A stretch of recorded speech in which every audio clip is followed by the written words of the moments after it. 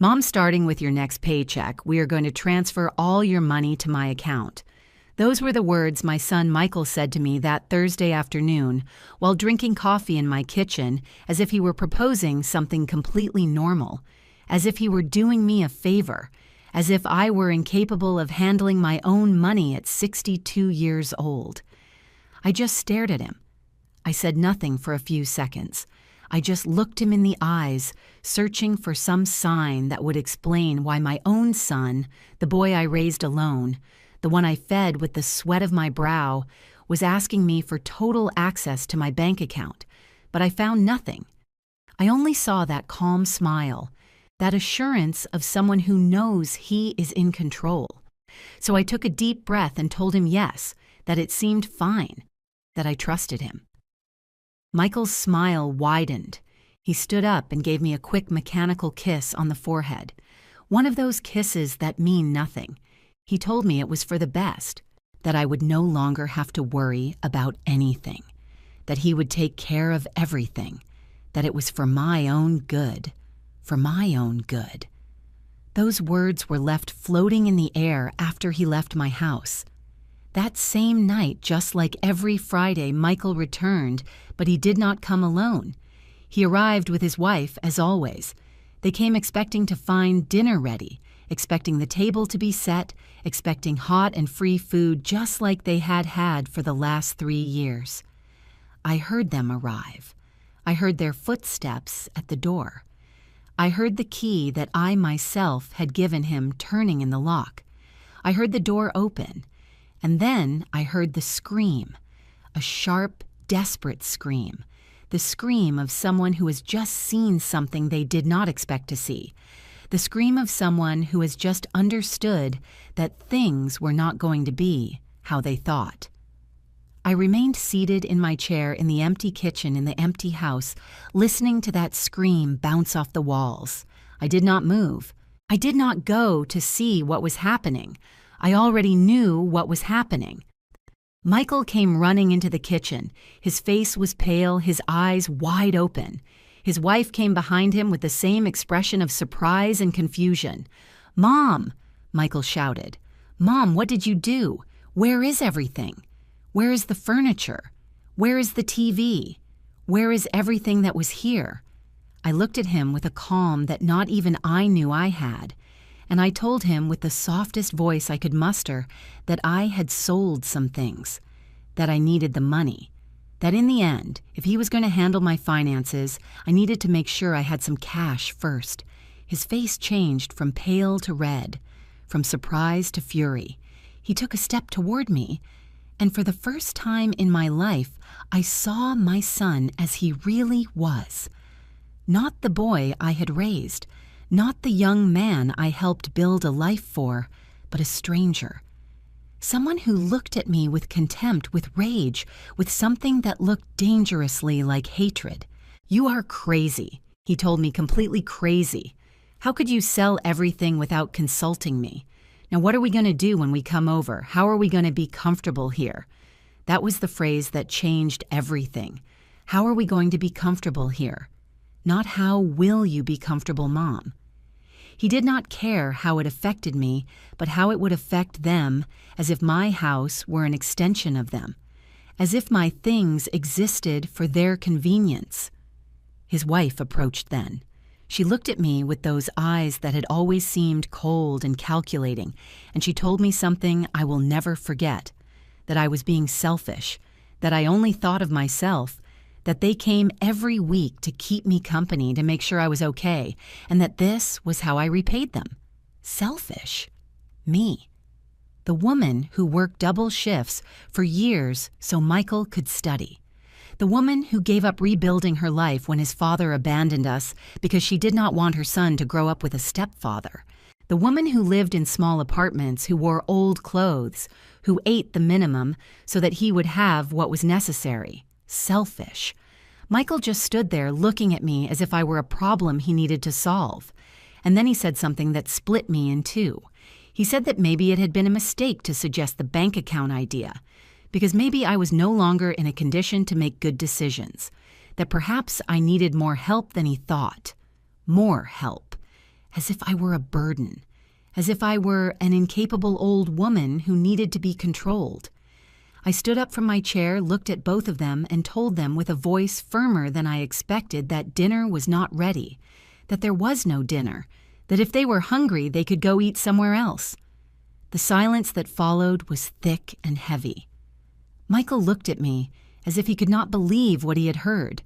His wife let out a dry, bitter laugh, murmuring something about respect and gratitude, and then Michael said the phrase I still hear when I close my eyes at night. He said it with a coldness I had never heard from him before. He told me to be careful because a woman of my age, alone without a family that really cared about her, could end up in a very bad place. That he was the only thing I had. That I should remember that before doing something foolish. They left after that. They left my house, slamming the doors, leaving a trail of rage and veiled threats. I heard them get into their car. I heard the engine start. I heard them drive away. And I stayed there in my empty kitchen in my empty house, feeling that something inside me broke forever. But what I felt was not sadness. It was not despair. It was something different. It was clarity. The absolute certainty that my son did not love me, that perhaps he never had, that I was just a resource for him, a source of money, of food and comfort. I sat back down in my chair, looked at the bare walls of my living room, looked at the empty spaces where there used to be furniture that I had bought with my work, with my effort, and for the first time in a long time I smiled, because Michael did not know something. He did not know that I had not sold the furniture for money. I had sold it to send a message, to see how he reacted, to confirm what I already suspected in the depths of my heart, and he had reacted exactly as I expected, with rage, with indignation, with the attitude of someone who feels they have a right to another person's things. That night, while sitting in the darkness of my empty house, I made a decision. I was not going to scream. I was not going to cry. I was not going to beg. I was going to do something much more powerful. I was going to observe. I was going to wait. I was going to let Michael believe he had won. And then when he least expected it, when he was most confident, most sure of his control over me, I was going to show him who Emily Miller really was. Not the submissive mother he thought he knew, but the woman who had survived a broken marriage, poverty, and years of hard work. The woman who knew exactly how to protect herself. The woman he never should have underestimated. There was a time when I believed that being a mother was enough, that the love one gives returns naturally as if it were a universal law, that the sacrifices I made every day would build something solid, something unbreakable between my son and me. How wrong I was. Michael was born on a stormy night 34 years ago. His father, the man who had promised me a life together, left when the boy was barely 2 years old. He said he was not ready to be a dad, that he needed to find himself, that someday I would understand. I never understood. But I did not stay waiting for him to return either. I was left alone with a small child, a 2-room apartment I could barely afford, and a secretary job that paid me very little. It was not enough. It was never enough. So I got a second job cleaning offices at night. I left Michael with my neighbor, an older lady, who charged me a weekly fee to watch him. I worked from 7 in the morning to 6 in the evening at the office. I would return home, feed Michael, bathe him, put him to sleep, and then I would go out again at 9 at night to clean buildings until 2 in the morning. I slept 4 hours, and then started it all over again. I did that for years. So many years I lost count. I remember Michael always wanted the brand name sneakers the other kids wore at school. They cost $100. I barely made ends meet between the 2 jobs. $100 was almost everything I had for food for 2 weeks, but I bought them for him because I did not want my son to feel less than anyone, because I wanted him to know his mother would do anything for him. I ate rice and beans for a whole month to be able to pay for those sneakers. When Michael turned 18, he wanted to go to a private university. It cost $40,000 a year. I did not have that money. I did not even have a tenth of it. But I went to the bank and took out a loan. I went into debt for the 4 years of his studies, and I ended up paying it for 10 years more. 10 years paying a debt so my son could have a college degree. He graduated. He got a good job. He was making $6,000 a month, double what I earned after 30 years of work, and I was happy. I thought he could finally build his life, that I had finally done my job well as a mother. But Michael did not leave my house right away. He said he wanted to save money, that he needed a solid base before living alone. I told him, of course, that my house was his house, that he could stay as long as he needed. He stayed 5 more years, 5 years in which I continued working my 2 jobs, 5 years in which I paid the rent, I paid for the food, I paid the utilities, 5 years in which Michael saved every penny of his salary because he did not have to pay anything. When he finally left, it was not to rent an apartment. It was to buy a house worth $300,000, which he put a massive down payment on because he had saved all his money during those 5 years living for free in my house. I was proud. I told him I was proud. And I was. I thought I had done the right thing by helping him. I thought that now that he had his own house, maybe he could help me. Maybe I could work less. Maybe I could rest a little. But that never happened. Michael got married 2 years after moving out. His wife was an elegant woman, one of those who always dress well, who always have perfect nails, who speak with that tone that sounds polite but hides contempt. From the beginning, I noticed she looked at me differently, as if I were something inferior, as if she did not understand where Michael came from. At the wedding, which cost $50,000, they sat me at a table in the back, not at the main family table. Michael explained it was because there were many important people, clients from his work, and they needed those tables for them. I said I understood. I smiled in the photos. I danced when asked, and I returned alone to my house that night feeling strangely empty. After the wedding, Michael's visits became less frequent. Before he came to see me 2 or 3 times a week. After getting married, he came once every 2 weeks, then once a month, always in a hurry, always looking at his cell phone, always with some excuse to leave early. I said nothing. I did not want to be the annoying mother, the mother who complains, the mother who does not understand that her son already has his own life. But then they started coming on Friday nights, always at dinner time, always without warning, always expecting me to have food ready. At first, I was happy. I thought Michael finally wanted to spend time with me, that he finally missed me. So I cooked his favorite dishes. I set the table nicely. I bought dessert. But I noticed something. I noticed Michael never came alone. He always brought his wife. And I noticed they never came to talk. They came to eat. They arrived. They sat down. They ate. And they left. Sometimes they stayed an hour, sometimes less. I also noticed they never brought anything. Not a bottle of wine, not a dessert, not money to help with the groceries, nothing. One night after they left, I calculated how much I had spent on dinner. $80. $80 I did not have to spare. $80 that meant I would have to work overtime to recover them. And I realized something. I realized that for Michael, I had become a service, a free restaurant, a place he could come to eat without paying, without even truly thanking me. I started noticing other things too. I noticed that when I asked him for help with something, he always had excuses. That when I needed him to take me to the doctor because my car was broken down, he was always busy.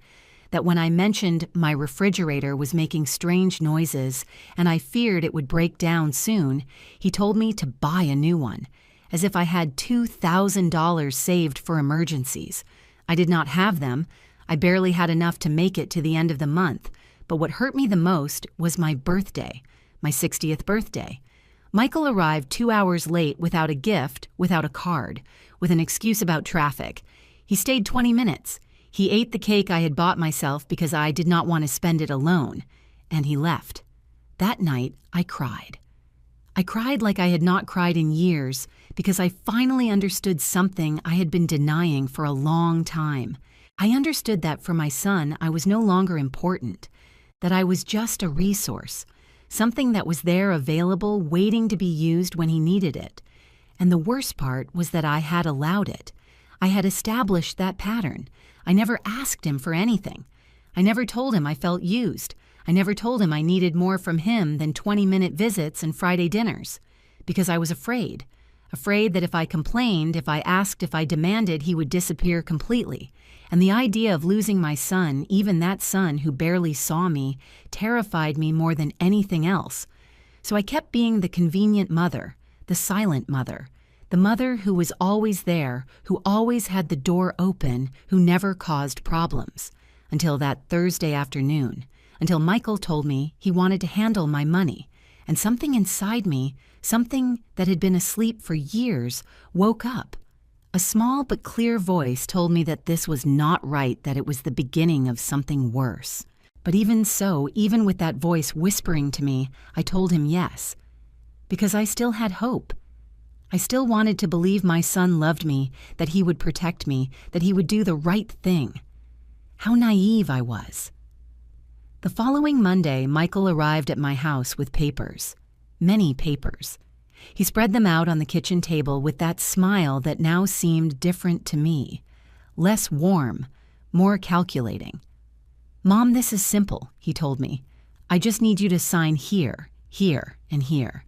They are the documents so I can have access to your account so I can automatically transfer your paycheck every month. That way I take care of paying your bills, of handling everything. You will not have to worry about anything." I looked at the papers. They were bank forms authorizations. I read the fine print, that part almost no one reads. And I saw something that froze my blood. It was not just access to my account, it was total power. It was the authority to make transfers to close accounts, to make financial decisions in my name. "Michael, it says here you would have total control over my money," I told him. He nodded as if it were the most normal thing in the world. "Yes, Mom, that way is easier. That way I can handle everything without having to ask for authorization every time. It is for practicality." Practicality. That word resonated in my head. Practicality for whom I thought, but I did not say it. I took the pen he offered me, held it between my fingers, and for a moment I was about to sign to hand him everything, because that was what I had always done. Trust, surrender. But then I remembered Friday night. I remembered his face full of fury upon seeing the empty house. I remembered his words. I remembered how he had threatened me, although he probably did not even realize it was a threat. I left the pen on the table. "You know what, Michael, give me a few days to think about it. I want to read everything calmly. I want to be sure." His expression changed for a second, just a flash of irritation on his face before he smiled again. "Mom, there is nothing to think about. It is simple. But it is fine. If you want to take a few days, that is fine." He left, but he left the papers as if assuming I would end up signing them anyway. That night, I could not sleep. I stayed looking at those papers on the kitchen table, and something inside me told me this was not for my good, that it was the start of something I could not undo once it began. The next day, I went to the bank. I went early before work. I asked the teller to check my account to show me all the transactions from the last 6 months. She printed the papers. There were several sheets.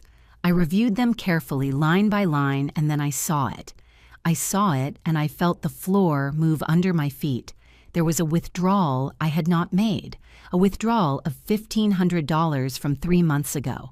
$1,500 that had left my account and that I did not remember withdrawing. I asked the teller if I could see more details. She checked on her computer and told me something that left me breathless. She told me the withdrawal had been made at a branch on the other side of town with my debit card, but I had never gone to that branch, and my card was in my purse. It had always been in my purse, except once. Then I remembered. I remembered that 3 months ago, Michael had come to visit me. I was in the shower when he arrived. I shouted for him to come in, that the door was unlocked. When I came out, he was in the living room waiting for me. We sat down to talk, and at some point I went to the kitchen to make coffee. My wallet was inside my handbag. My handbag was in the living room with Michael. I felt nausea. I felt the whole world tilting in a strange way because that could only mean one thing. It meant my son had taken my card. He had memorized or photographed the numbers and had withdrawn money from my account without my permission. I asked the teller if there was any way to know exactly what had happened with that withdrawal. She told me I needed to file a formal claim, that the bank would investigate, that it could take several weeks. I told her I would think about it and walked out of the bank feeling like I no longer knew my own son. But I did not file the claim.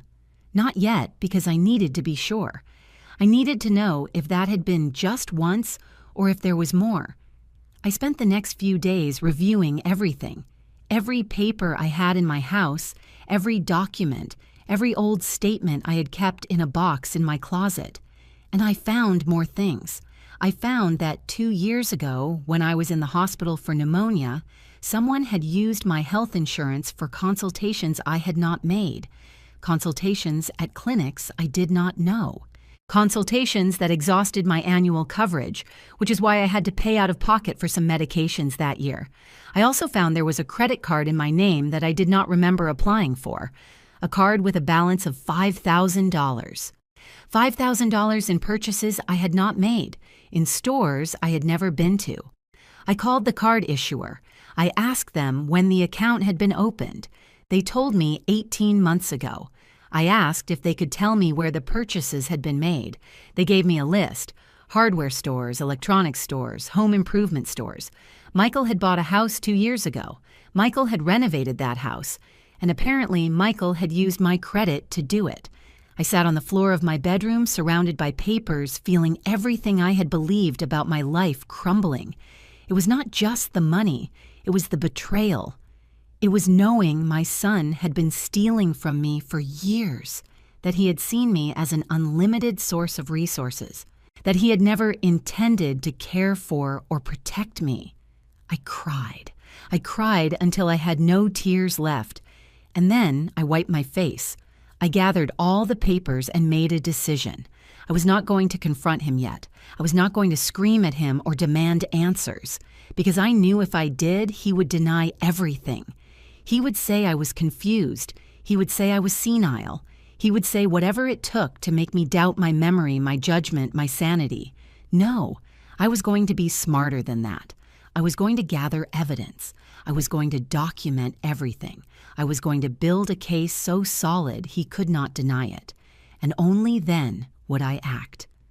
That Friday, Michael returned as always, at dinner time as always, expecting me to have food ready.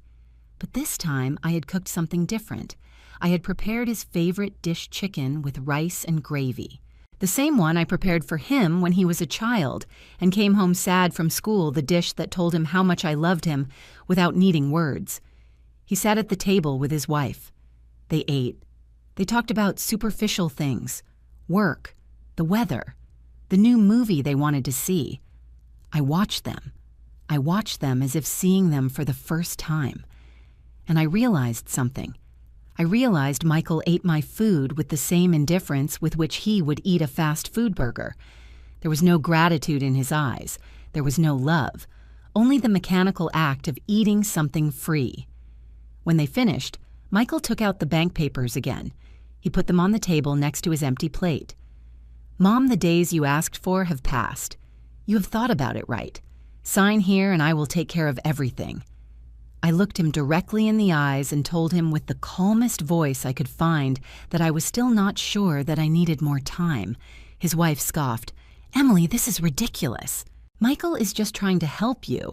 I do not understand why you are being so suspicious." Suspicious? She called me suspicious, and the saddest thing was she was right, but not in the sense she believed. Michael stood up. His expression was hard now, without the mask of a smile. "Mom, this is for your own good. You can no longer handle your finances alone. It is obvious. Look how you sold the furniture without thinking. Look at the irrational decisions you are taking. Irrational. Selling my own furniture in my own house was irrational, but stealing from me for years, that was not. I said nothing. I just held his gaze until he was the one who looked away. That night they left without saying goodbye, and I stayed sitting in my kitchen looking at those unsigned papers, knowing the war had just begun. A silent war, a war I had to win, because if I lost, I would not just lose my money, I would lose my dignity, my autonomy, my life. The days after that dinner became strange. Michael did not call me again. He did not visit me again. It was as if he had decided to punish me with his absence, as if he believed I would crumble without him, that I would beg him to come back, that I would finally sign those papers just to get his attention. But I did not crumble. For the first time in years, the silence of my house did not feel empty. It felt full of something different. It felt full of clarity. I spent those days reviewing every detail of my financial life, every receipt I had kept, every statement, every paper that had any connection to money. And the more I reviewed, the more I found. I discovered that 3 years ago, when Michael asked to borrow my ID because he had lost his and needed to pick up an urgent package, he had done something else with it. He had opened an electricity service contract in my name at an address that was not mine, his house. For 3 years, the electric bill for Michael's house had been in my name, and when he did not pay on time, the penalties accumulated on my credit history. That is why I had been denied a small loan last year when my car needed urgent repairs. That is why my credit score had dropped mysteriously. I called the power company, explained that account was not mine, that I had never lived at that address. The woman on the phone told me I needed to file a sworn statement, that I should report it as identity theft, committed by my own son. I hung up the phone and stared at the wall, I do not know for how long, trying to process how I had reached this point, trying to understand at what moment my son had become this. That night I could not sleep. I lay awake looking at the ceiling, listening to the sounds of the city outside. I thought about all the times I had justified his behavior, all the times I told myself he was busy, that he had his own life, that I was demanding for expecting more from him. But this was not about expectations. It was about theft, about deceit, about a son who saw his mother as a source of resources he could exploit without consequences. The next morning, I did something I had never done. I went to see a lawyer. It was a small office downtown. The sign said, Attorney William Davis. I had seen an ad in the newspaper offering free consultations. I walked in feeling small, ridiculous, a 62-year-old woman coming to complain about her own son. But the receptionist smiled at me kindly and showed me in. Mr. Davis was a man of about 50, with graying temples and kind eyes. He asked me to tell him everything, and I did. I told him about the money that had disappeared, about the credit card I had not requested, about the electric bill, about the papers Michael wanted me to sign. He listened without interrupting. He took notes in a notebook, and when I finished, he leaned back in his chair and sighed. Mrs. Miller, he told me what you are describing to me is financial fraud and breach of trust. If you sign those papers your son is asking for, you are giving him total legal access to your money. He could empty your account, and you would have no legal recourse because you, yourself, granted him permission. His words fell on me like stones. I knew it deep down. I knew it. But hearing it from a professional made it real in a different way. What can I do? I asked him. He leaned forward. First, do not sign anything. Second, you need to report the credit card fraud and the withdrawal from your bank account. Third, change all your passwords, your personal identification numbers, everything. Fourth, consider requesting a restraining order if you feel you are in danger, a restraining order against my own son. The idea seemed absurd and devastating at the same time. I do not want to get him in legal trouble, I told him. He is my son. The lawyer looked at me with something that looked like compassion and sadness. Mrs. Miller, your son is already in legal trouble. He has committed several crimes. The question is not if you want to get him in trouble, but if you want to protect yourself. I left that office with a folder full of forms and a list of things to do. I felt overwhelmed, but I also felt something else. I felt determination. I went straight to the bank. I changed all my passwords. I asked for a new debit card. I closed the fraudulent credit card and filed a formal dispute. The bank teller helped me with everything. She treated me with patience without making me feel foolish or weak. When I got home that afternoon, I felt exhausted, but also strangely light, as if I had removed an invisible weight I had carried for years. That night, Michael finally called. His voice sounded tense on the phone. "Mom, we need to talk. Come to dinner at my house tomorrow. We have to fix this." It was not an invitation, it was an order, and before I would have obeyed without questioning. But now, after everything I had discovered, I only felt a cold calm. "I cannot tomorrow," I told him. "I am busy. "Mom, what can you have that is so important? This is important to you, maybe," I told him. "For me, there are other, more important things now." There was a silence on the other end of the line, a silence loaded with surprise and irritation. "You are acting very weird, Mom. I do not know what is wrong with you, but you have to stop being so stubborn and sign those papers. This is for your own good, for my own good." Those words again, as if stealing from me were an act of love. "Michael," I said, with a voice that came out firmer than I expected, "I'm not going to sign anything, and I think we need to have a very serious conversation about several things, about what things he asked." His voice sounded different now, more alert, more cautious, about money that has left my account without my permission, about credit cards I did not request, about electric services registered in my name at addresses where I do not live. The silence that followed was absolute, so dense I could almost feel it through the phone. "I do not know what you are talking about," he said finally. His voice sounded controlled, but underneath I could hear the panic.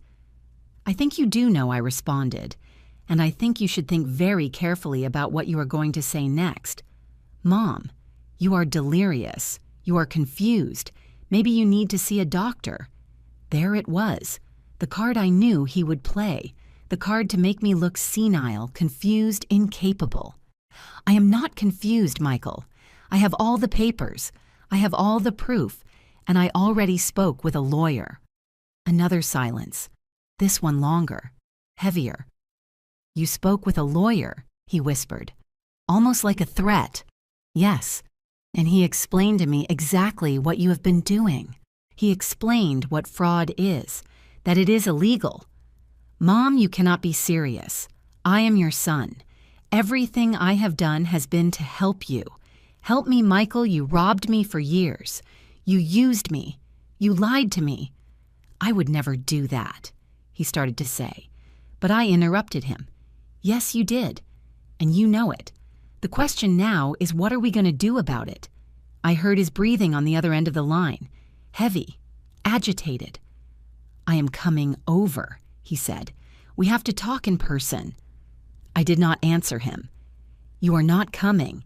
If you want to talk, we do it over the phone or with lawyers present." "Are you crazy?" he shouted. "Completely crazy.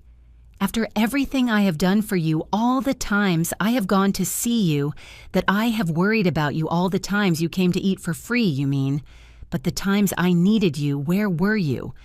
I hung up before he could respond, before he could manipulate me again with words. And I stayed there sitting in my kitchen with the phone in my hand, trembling, but not from fear, but from rage, from years and years of repressed rage that finally found its voice. That night, I slept better than in months because I finally told the truth. I finally stood firm, and although I did not know what would come next, I knew I would never again be the silent mother who let herself be trampled. The next morning, I woke up with a clarity I had not felt in years. It was as if a thick fog had lifted from my mind, and now I could see everything with an almost painful sharpness. I knew what I had to do. I knew I could not stop now. After breakfast, I took my purse and left the house. I had a mental list of all the places I needed to visit, of all the loose ends I had to tie up. If Michael believed I was a confused and helpless old woman, he was about to discover just how wrong he was. My first stop was the main bank where I had my savings account. Not the payroll account where I received my check, but the other one, the one I had opened 30 years ago when I still dreamed of buying my own house someday. I had $25,000 saved.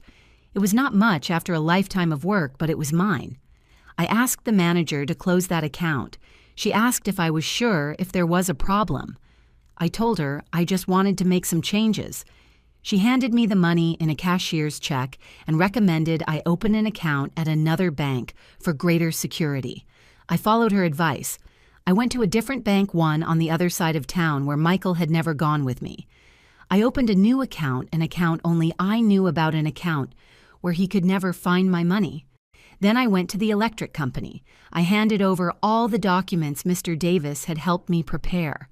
The sworn affidavit, the copy of my ID, the proof that I had never lived at the address where that account was registered. The woman who helped me reviewed everything and told me they would start an investigation, that the account would be transferred to the correct name, or closed, that I would no longer be responsible. I felt like an invisible chain had fallen from my shoulders. My next stop was the credit bureau. I requested a complete report of my history. I wanted to see it all. I wanted to know if there were more things Michael had done behind my back. The clerk handed me a thick document. I sat in the waiting room and read it page by page. There was something else I did not know.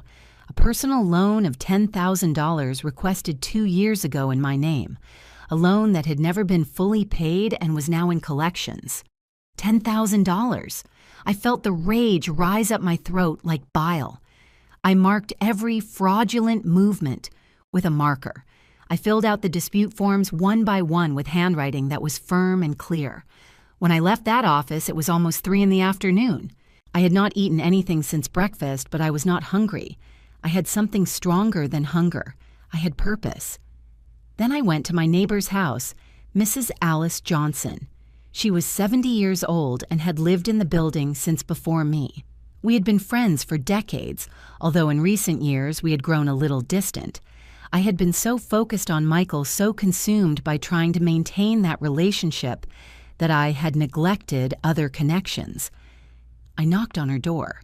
She opened it with surprise on her face. Emily, what a surprise. Come in, come in. We went into her living room. She offered me coffee and I accepted. We sat down and she looked at me with those wise eyes that had already seen much in life. You look different, she told me. I do not know what it is, but there is something different about you, she said. And then I told her everything. I told her about Michael, about the money, about the betrayal, about everything I had discovered. I spoke for almost an hour without stopping, and she listened without interrupting, nodding occasionally, with an expression that mixed sadness and something that looked like recognition.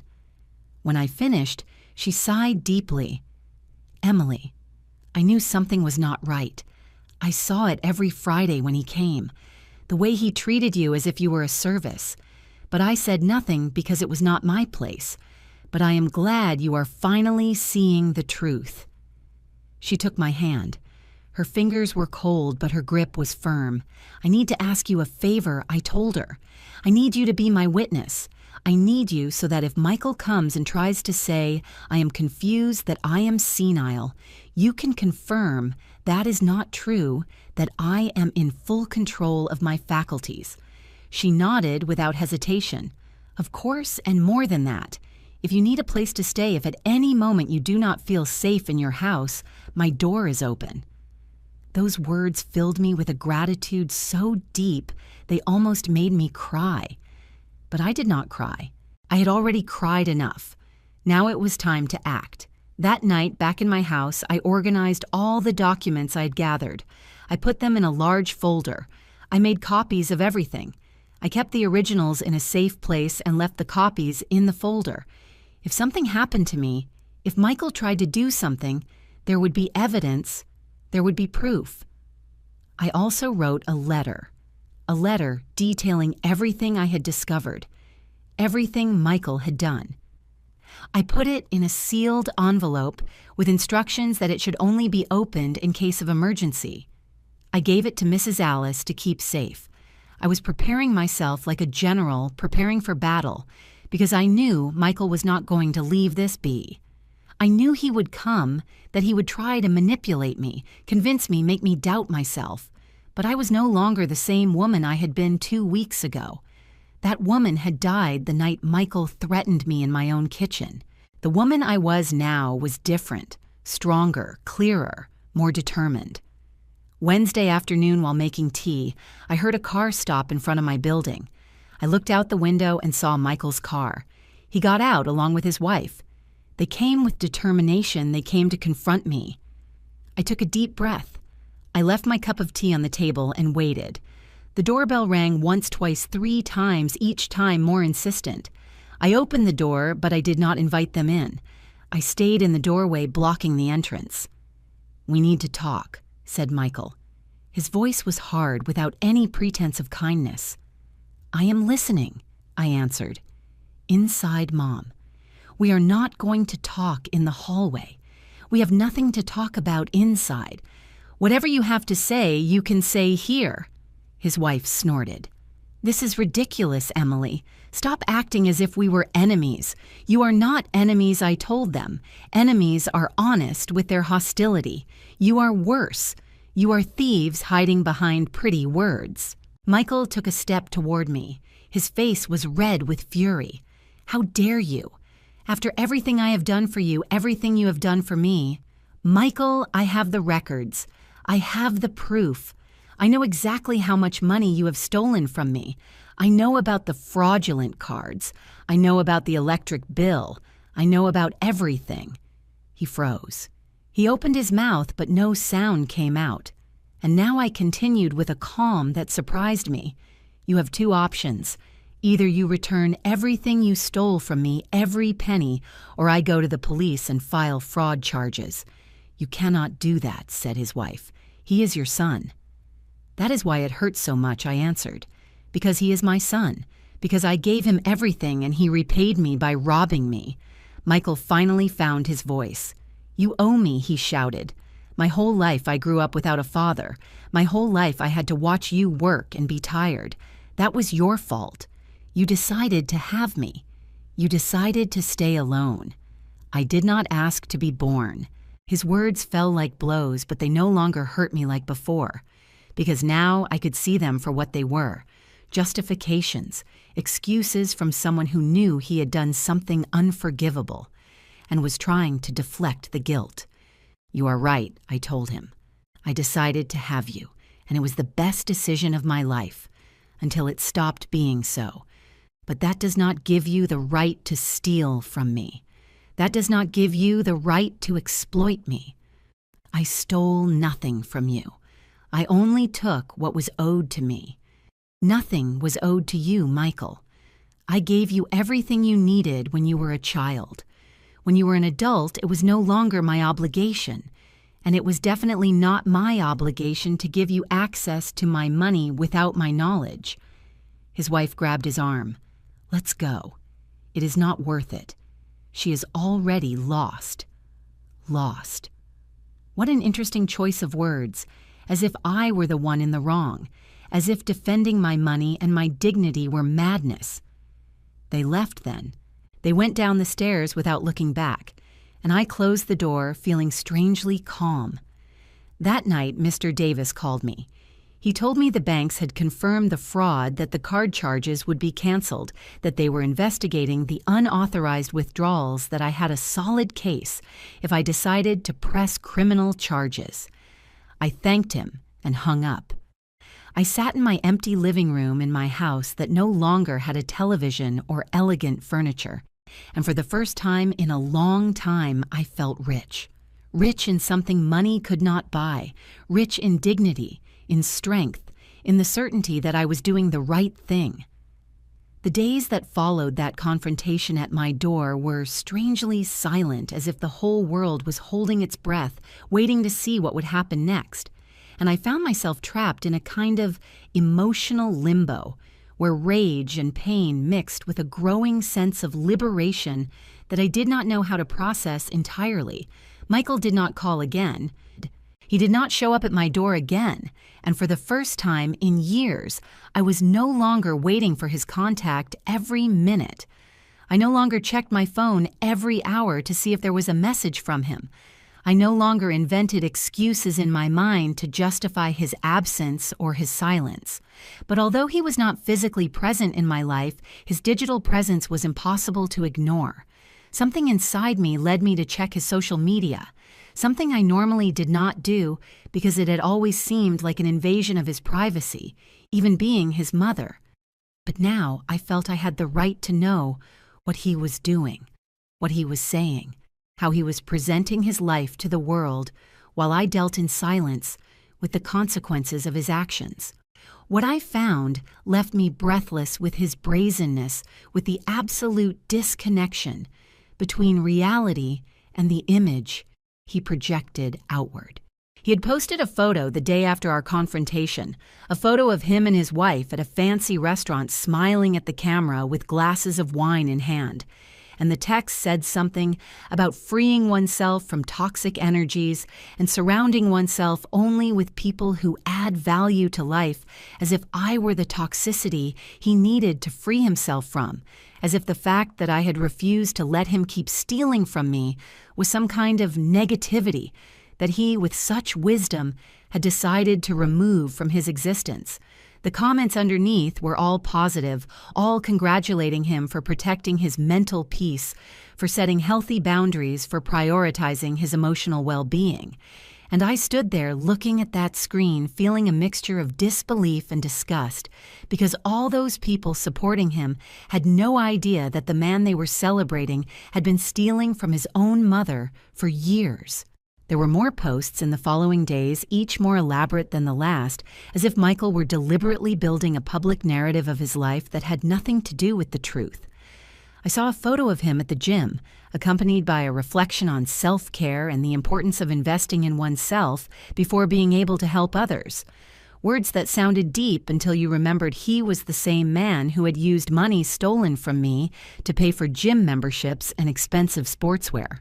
Another photo showed him working on his computer with a comment about the sacrifice and effort necessary to build a successful future, without mentioning that a part of that future had been funded with fraudulent credit cards in my name and services I paid for without knowing. What impacted me the most was a post he made that Friday, exactly the day he would normally have come to dinner at my house. A post where he shared an old photo from when he was a child, with me a photo. I did not even know he had a photo where I was holding him in my arms when he was about 5 years old, and we were both smiling.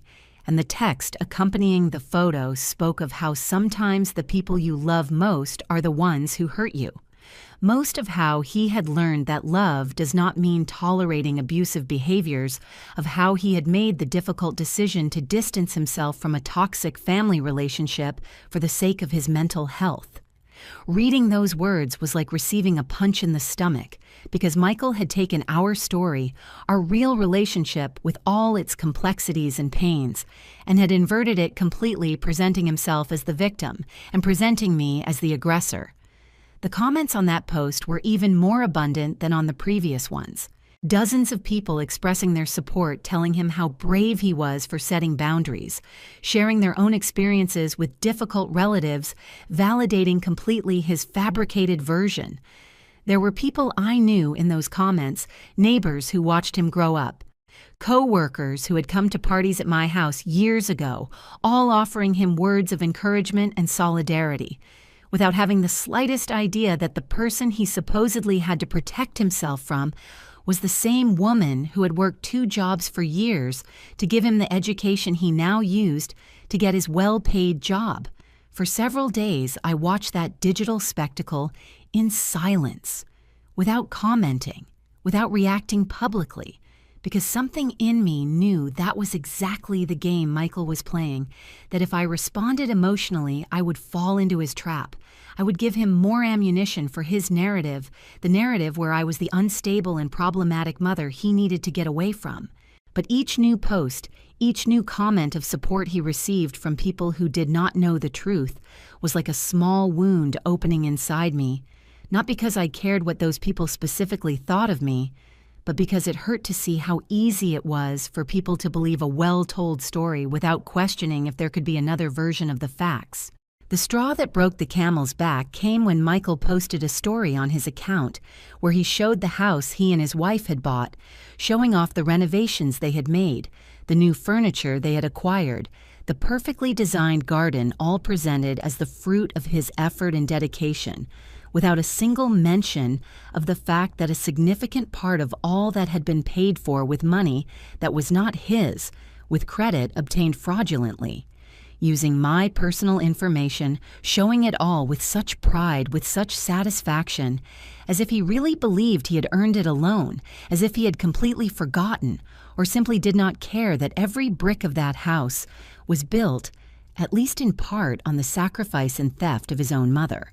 I watched him live his life in those small digital windows and wondered how it was possible that someone could sleep at night, knowing what he had done. How it was possible to maintain that facade of a successful and ethically correct man, while at the same time he had committed fraud and theft against the person who gave him life. I wondered if he ever felt guilt, if ever in the middle of one of those fancy dinners at expensive restaurants or during one of those gym workouts, he stopped a moment and thought about his mother sitting alone in an empty house after having sold her furniture to be able to eat, because her own son had been systematically stealing from her for years. But looking at his posts, seeing the ease with which he built and maintained that perfect public image, I understood something fundamental about Michael. Something perhaps I always knew on some level, but never wanted to fully admit that my son had developed the capacity to create parallel realities in his mind, realities in which he could be at the same time the abandoned son who deserved compensation. The successful man who had built everything by himself, where he could justify theft as something owed to him while publicly presenting himself as a victim of toxic family relationships. It was a form of cognitive dissonance so deep it almost seemed he really believed his own lies, as if he had constructed a narrative so elaborate in his head that the line between truth and fiction had been completely erased. And as I watched all that from the silent distance of my empty house, something inside me hardened more than it already was, because seeing him not only steal from me, but also steal my history, completely invert the roles of victim and perpetrator in his public tale, made me understand that here there was no redemption possible. There was no conversation I could have with him that would make him see the reality of what he had done. He had chosen his path. He had chosen the lie over the truth. He had chosen appearance over substance. And I needed to accept that the son I thought I had raised and loved either never existed as I thought or had been completely replaced by this stranger who could smile for the camera while destroying his mother in private without feeling any genuine remorse. The moment arrived on a Tuesday afternoon in a way I did not plan, but that in retrospect was inevitable, because the truth always finds the light, no matter how many layers of lies are piled on top to bury it.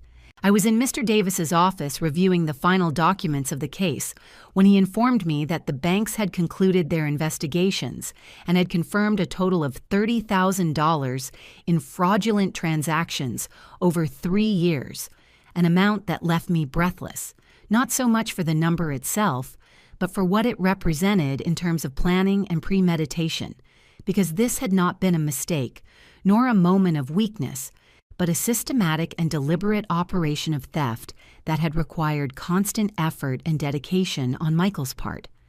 The lawyer explained to me that with this evidence I had more than enough to press criminal charges, but that there was also another option I might want to consider before taking that final decision.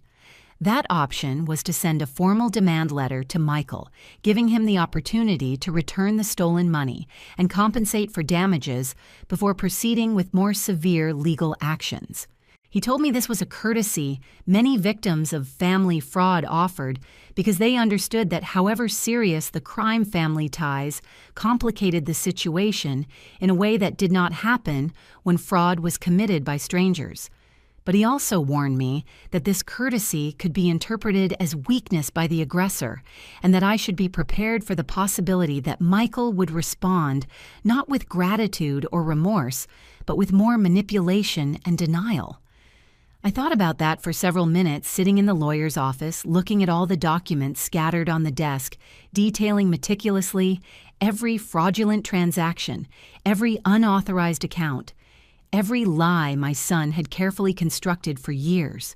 And I realized that a part of me still held a small, irrational hope that if Michael was confronted with the irrefutable evidence of what he had done, maybe something inside him would wake up. Maybe he would find some vestige of conscience or remorse, or at least the basic recognition that he had crossed a line that should not be crossed. That part of me that remained his mother despite everything wanted to give him that chance to do the right thing, to correct his mistake, to demonstrate that in some deep corner of his interior, there still existed something of the boy I had raised with so much love and sacrifice. But there was another part of me, stronger, clearer, more realistic, that knew exactly what Michael would do with that opportunity. And that part knew he would not see it as an act of grace, but as confirmation that I was too weak to hurt him, that he could continue manipulating and controlling me. Because at the end of the day, I would always yield because I am his mother, am his. And mothers always forgive, always give another chance, always choose love over justice. That part of me understood that giving him a private warning would only give him time to prepare his defense hide, more evidence build an even more elaborate narrative of victimization he could use publicly to destroy my credibility before I could act. I told Mr. Davis I did not want to send a private letter, that I did not want to give Michael the chance to respond in secret, where he could continue controlling the narrative and manipulating the situation in his favor. And instead, I asked him to prepare the necessary documents to file a formal civil lawsuit, which would become a public record, where anyone who wanted to verify the truth could do so instead of simply believing the version of events Michael had built so carefully on his social media. The lawyer nodded with what seemed like a mix of surprise and respect, because probably he did not expect a woman of my age to take such a direct and unambiguous decision, and told me he would proceed immediately with the preparation of all necessary documents and that Michael would be officially notified within the next 72 hours. I walked out of that office feeling something I had not felt in a long time, and that at first I could not identify until I understood it was power. The power of having made a decision completely by myself without consulting anyone, without asking permission, without worrying about how others would see me, or if people would think I was being too hard on my own son. For the first time in decades, I had chosen to protect myself before protecting the feelings or reputation of another person, even when that person was a son. And that choice, although painful, filled me with a sense of integrity I had forgotten was possible to feel. The notification reached Michael on a Thursday morning, as Mr. Davis confirmed by phone, and although I was not there to see his initial reaction, I could imagine perfectly the moment he opened that official envelope and read the documents detailing every fraudulent transaction, every unauthorized account, every dollar he had stolen from me, meticulously documented with dates and bank references that made any denial impossible. I did not have to wait long to confirm my imagination, because less than 2 hours after he received the notification, my phone began to ring with an insistence bordering on desperation, call after call that I let go to voicemail without answering, because I no longer had anything to say to Michael that was not contained in those legal documents. I listened to the messages that same night when I finally felt emotionally prepared to do so, and it was fascinating in a disturbing way to hear the progression of his panic through each successive message. The first one still tried to maintain some composure with that controlled voice he used when he wanted to seem reasonable, telling me this was a terrible misunderstanding and that we needed to talk immediately before things got more out of control. The second message already had another tone, sharper, more urgent. He begged me to call him, that this was going to ruin his life, that please. I should think about what I was doing before destroying my own son, as if I were the one destroying something instead of simply revealing the destruction he himself had caused for years. By the fifth message, Michael was no longer trying to sound reasonable or appeal to my maternal compassion, but had passed completely to rage and veiled threats telling me I was going to regret this, that he had his own lawyers, that they were going to prove I was a demented old woman who did not know what she was doing, that he was going to fight this with everything he had, and that in the end I would be the villain of this story.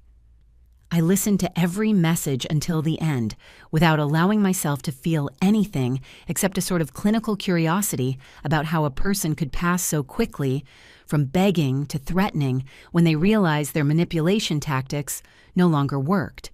The following days were a whirlwind of legal and emotional activity, because Michael did not stay still but began his own counterattack campaign, starting by posting a long and elaborate statement on his social media about how he was being the victim of a terrible injustice perpetrated by a mother he supposedly loved, but who was now attacking him legally for reasons he could not fully understand. His post was carefully drafted to generate the most sympathy possible, without mentioning any specific detail of the accusations against him, presenting himself as the confused and hurt son who was being dragged into a traumatic legal process by a mother who perhaps was experiencing mental health problems related to age. The response to his post was exactly what he expected, dozens of comments expressing surprise and solidarity, telling him to keep his head up, that the truth would eventually come to light, that they were on his side no matter what. And I watched all this from a distance with a mix of astonishment and repulsion at his capacity to manipulate the narrative, even in the face of documented legal accusations. But something had changed in me, because this time, his public theater did not affect me in the same way as before. This time I knew I had something more powerful than his carefully constructed words, and that something was irrefutable legal documents that could not be manipulated with emotional rhetoric or appeals to pity. Michael's true collapse began when his own lawyers reviewed the evidence against him and apparently told him something he did not want to hear, because suddenly his social media posts stopped abruptly, and the silence that followed was deafening in its eloquence. Mr. Davis informed me that Michael's legal representatives had communicated with him asking about the possibility of reaching an out-of-court settlement, which basically confirmed they knew he had no real defense against the evidence I had presented, and that his best option was to try to minimize the damage before this advanced to a public trial, where all the dirty details would be revealed in public access documents. It was then that the cracks began to appear in Michael's carefully constructed life, because apparently some of his closest friends started asking uncomfortable questions after his wife mentioned casually at a social gathering that they were dealing with a complicated family legal problem. And once people started investigating a little more, they discovered the public lawsuit documents detailing the specific accusations of financial fraud. Mrs. Alice told me she had heard other neighbors comment that Michael's name was being mentioned in neighborhood conversations in ways that were definitely not flattering, that people who before saw him as the successful and polite son now looked at him with suspicion and distrust. His wife apparently was furious, not necessarily for the moral implications of what Michael had done, but for the damage to her social reputation. And according to rumors that reached my ears through the neighborhood gossip network, there had been considerable fights in his house about how to handle the situation. Michael tried to call me several more times during those weeks, but I maintained my absolute silence, because there was nothing he could tell me that would change the documented facts of what he had done. And that silence of mine, apparently, was more devastating to him than any angry word I could have said, because it meant I had passed completely from anger to indifference. And that indifference was the final death of any power he ever had over me. The final agreement was reached 3 months after I filed the lawsuit, and the terms were exactly what Mr. Davis and I had established as the minimum acceptable, because Michael had no choice but to accept when his own lawyers explained that going to trial would mean not only the public revelation of all the details of his fraud, but also the very real possibility of criminal charges that could result in jail time. He had to return the full $30,000 plus another $10,000 as compensation for damages, as well as pay all credit cleanup costs and my attorney's fees. And all this had to be paid in a period of 6 months with verifiable monthly payments, or the agreement would be automatically invalidated, and criminal charges would proceed without further warning. But beyond the money, which honestly was never the main point of all this, the agreement included a clause I had insisted on adding, and that Mr. Davis initially thought was unnecessary, but that for me was absolutely essential. And that clause established that Michael had to issue a public statement acknowledging that he had committed financial fraud against his mother, and that the accusations in my lawsuit were true and founded. He fought that clause more than any other part of the agreement because he knew exactly what it would mean for his carefully cultivated image to admit publicly that everything he had been saying about being the victim of a toxic mother was a lie designed to cover up his own crimes. The statement appeared on his social media on a Tuesday afternoon. It was brief and clearly drafted by his lawyers to minimize the damage as much as possible, within the limits of what the agreement demanded. But even so, there were the words in black text on a white background admitting he had accessed bank accounts without authorization, that he had opened credit cards using another person's information, and that he had committed serious errors of judgment that he deeply regretted. The comments under that post were chaos. People who had previously supported him unconditionally now expressed surprise and disappointment, while others who apparently had always suspected something felt validated in their doubts. And I watched all that digital drama unfold with a sense of closure that had nothing to do with satisfaction or revenge, but simply with the quiet recognition that the truth had finally been told in public. The first payment arrived in my account on the exact specified date, and every subsequent payment arrived on time too, because Michael knew a single delay would mean consequences he definitely could not afford to face. And with that money, I did something perhaps he never expected me to do. Because instead of simply returning it to my savings accounts or using it to replace the furniture I had sold, I bought a plane ticket to a place I had never been. I had spent 62 years living for other people, first for my son's father, then for my son, and then for the illusion of maintaining a family relationship that only existed in my imagination. And now for the first time in my adult life, I had the freedom and resources to live exactly how I wanted without having to justify my decisions to anyone. I bought a small house in a coastal town 3 hours from the place where I had lived my whole life. A house with 2 rooms and a patio where I could finally plant the flowers I always wanted, but never had time to care for when I worked 2 jobs. The house cost me a significant amount, which I paid in cash using a combination of Michael's payments and the savings I had managed to protect in my new bank account. And when I signed the purchase papers, I felt something I could only describe as a rebirth, because that house was mine in a way no other place had ever been. Acquired with money that had returned to me through justice, not earned through endless sacrifice. Michael tried to contact me one last time after making the final payment, complying completely with the terms of the agreement. And that time I answered the phone because I knew there was nothing left he could take from me or use against me. His voice sounded different, smaller, more humble. When he asked me if someday we could really talk, if there would be any possibility of some kind of reconciliation, and I listened to his question in silence before answering with the words I had been preparing in my mind for months. I told him the son I raised never really existed or died at some point along the way, replaced by someone I did not know and did not want to know. and that although I wished him peace and growth in his life, that peace and growth would have to happen far from me, because I had closed that door not out of hatred, but out of self-love. There was a long silence after my words, and then a sound that could have been a sob or simply a broken breath before he hung up without saying anything else. And that was the last time I spoke with Michael, because some doors once closed need to stay that way, not as punishment, but as protection. Now I live in my little house by the sea, and I spend my mornings drinking coffee in my garden, watching the flowers grow that I planted with my own hands. And there is a peace in this simple life that I never found in all those years of sacrifice and giving, because I finally understood that true love starts with oneself, and that no relationship is worth it if it requires you to betray your own dignity.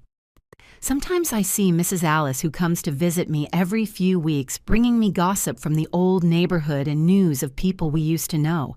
And she tells me I look different now, lighter, more alive in ways that go beyond the physical. I have a routine that is completely mine. I wake up when my body wants to wake up, not when an alarm clock forces me. I cook food I like without thinking about anyone else's tastes. I spend my afternoons reading books I always wanted to read but never had time for. And at night, I sit on my small porch listening to the distant sound of the waves and feeling deep gratitude not for what I have materially, but for what I finally understood about my own worth. This is my victory not in the money recovered nor in Michael's public admission, but in the fact that I recovered myself from decades of conditioning that had taught me that a mother's worth was measured only by how much she could give and how much she could endure. I learned that saying no is an act of self-love, that setting boundaries is not cruelty, but necessity, that protecting your peace is not selfishness, but wisdom. And now I live every day as a testimony to those lessons learned late, but not too late not to matter. I close that door to Michael not for revenge, but for dignity. And that difference changes everything, because it means I won, not by becoming his enemy, but simply by refusing to continue being my own victim.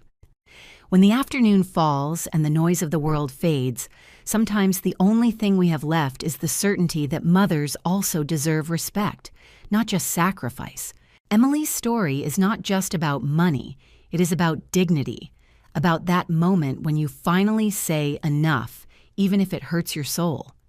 Thank you for staying with me until the end of this story on Elderly Stories. If it touched your heart, please like, subscribe, and tell me in the comments. What would you have done in Emily's place? Would you have reported him? Would you have forgiven? Or would you simply have closed the door forever? Because maybe your words today will give strength to another grandmother who is living something similar in silence. And tell me also, where are you listening to my story from? I would love to read you, although I know that when it is her who sees her son's name on the phone, she will decide if she opens that door or if finally she chooses herself.